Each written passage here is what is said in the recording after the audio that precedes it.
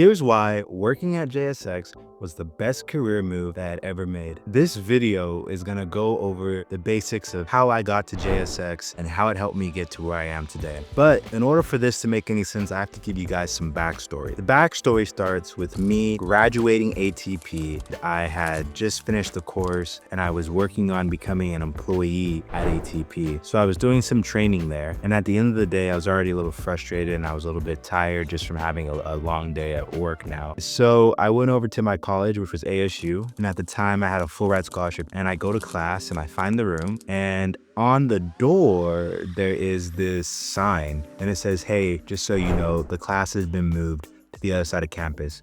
Now at this point, I'm running a little bit behind. I'm rushing and I'm annoyed because I'm like, man, I really need to get to class. I don't want to be late on the first day. So I go all the way to the other side of campus. I see another sign on the door and it says the same thing. "Hey, just so you know, this class has been moved back to the other side of campus." So I go back to where it says I need to go to. The two classrooms were literally adjacent from each other. The one that I originally started at was here, and the one where they moved it to was here. And that had made me so frustrated because I said to myself, I literally just wasted all this time walking back and forth, and now I'm extremely late. And it just set a really bad taste in my mouth. Because of that, it made me just want to rage quit ASU. So that's exactly what I did. I left. I didn't even go to class that day. I got in my car, I went home, and I unenrolled from ASU that exact same day. When I did this, I had really no plan. My plan was to basically find some kind of online colleges I could go to and complete my degree online. I didn't know about JSX or anything like that, but all I knew is that I had a CFI job, a couple of them lined up, and I wasn't gonna waste my time trying to go through ASU for my degree, and I was just gonna figure it out online. So a few months go by, I'm instructing at this flight school. This flight school that I got hired at, they were anticipating that I was going to be working there for a few years because at the time I was 19 years old.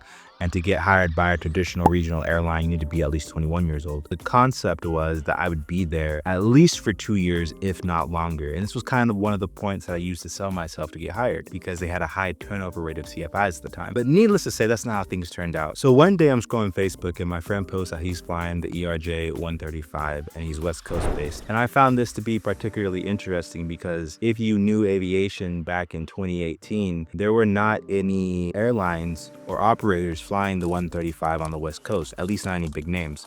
So I message him and I'm like, "Hey man, like who do you fly for? Like what company is this?" And he's like, "Yeah, you know, I fly for JSX." At the time it was called Jet Suite X, but for the purpose of the story, we're just gonna say JSX. It's like, "Yeah man, I fly for JSX, you know, I'm based in the West Coast, blah, blah, blah, it's all cool." I was like, "Man, are you guys still hiring? And like, if so, what are the requirements?"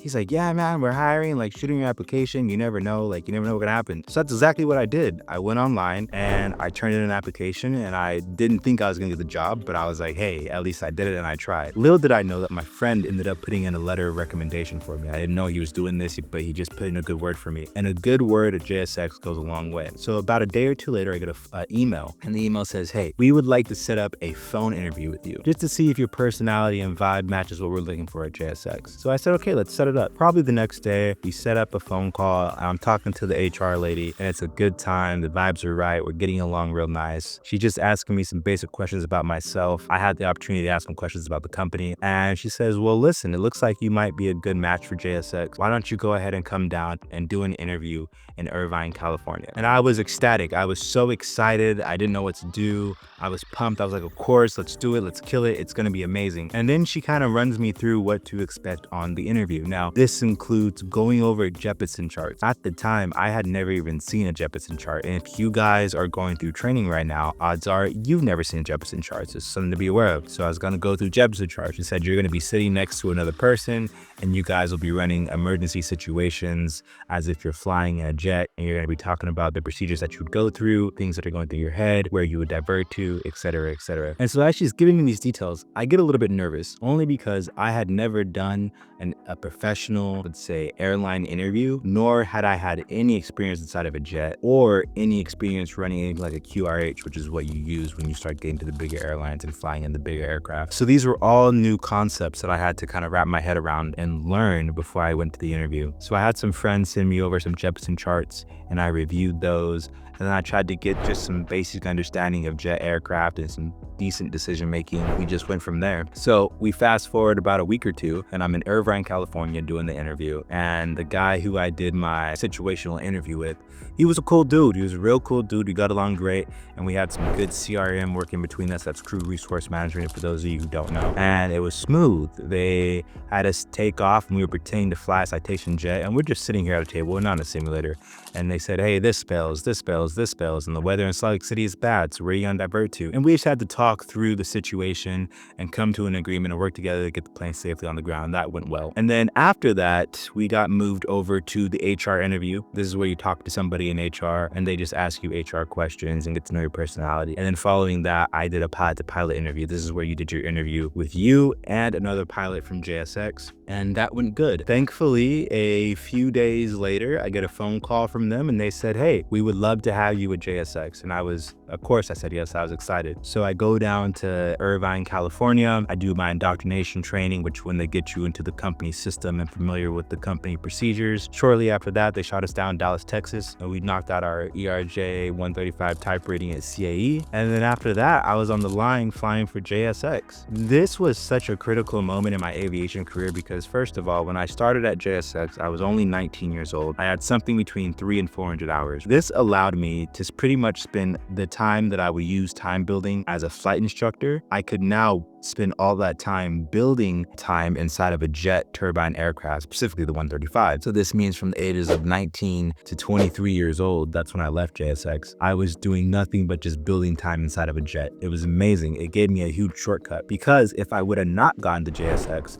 I would have been a flight instructor and I would have just been building time inside of a Cessna or an Archer, which wouldn't have helped me when it came time to apply to the majors because the majors don't necessarily care about your time inside the smaller airplanes. They really care about your time inside of jets and transport category aircraft. And so over those next few years, I was able to acquire a lot of flight time. And so by the time that I left JSX, I had roughly 1,800 hours inside of the ERJ 135 as a whole, and I had a few hundred hours of captain time under my belt as well. And because I didn't have to spend all those years building up 1,500 hours, waiting until I was 21, then going to a regional airline, building up regional airline time, then getting to a captain spot and building time as a captain, I was able to do all that a lot quicker. This meant that as soon as I turned 23, I was able to immediately apply for airlines like Delta, United, and American because I had already met or exceeded the requirements. And of those three that I applied to, United basically sent me a letter that said, hey, just keep updating your application and we'll get back to you.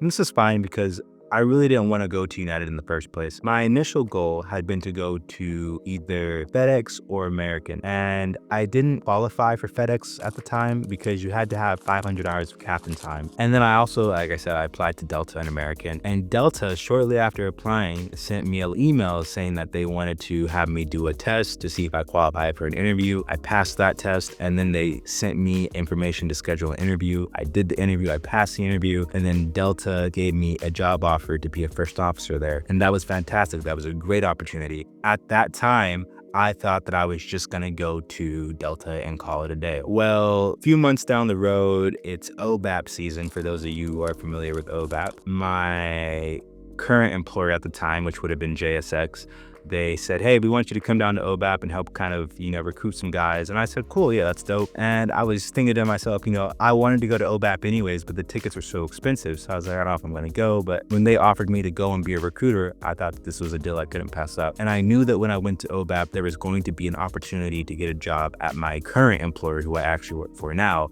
my dream airline. And that's exactly what I did. And with the help of some friends, I was able to score an interview at my current employer. Due to OBAP, I did an HR interview, I did my pilot interview, and thankfully I was given offered a job to be a first officer at my current employer. I couldn't have been more ecstatic. I was happy. I was pumped. I was thrilled to be part of the team. And then at that point, I very hesitantly told Delta, thank you, but no thank you, which was, to me, it felt really risky because to a lot of people in aviation, Delta is essentially the best of the best, and you don't tell Delta no. And a lot of people told me, dude, don't tell Delta no, go to Delta.